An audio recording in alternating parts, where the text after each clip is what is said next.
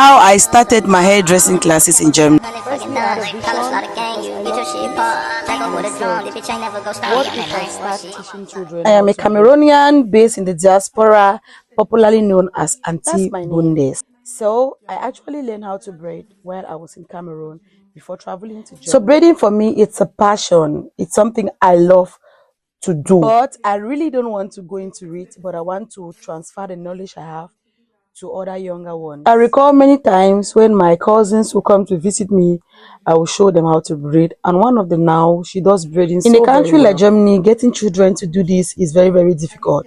It is very, very This difficult, was my believe me. first ever class. I went online, got the dummies, bought everything with my money, and started because I had a vision and I had a plan. I got I new knew what I was going camera, into. got a new phone, got microphones, got, in fact, things you could name off, got aprons, everything that I needed to And then start I my said, I'm journey. going to be creating content. Right now, I have parents who will see me in the street and they'll say, my child will be coming next year. That brings me Kids in joy. the diaspora have things they love, but these are things that I think when it's introduced to them, They I can remember all on do this very it. day, I asked them if they have any knowledge that concerns hairdressing, and they told me yes, they have touched people's hair.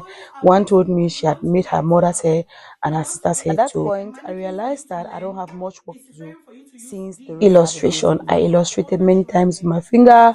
I got a board. I used to write on the board how to part lines, how to make cornrows. I illustrated so much with I my used the fingers. layman way for them to understand.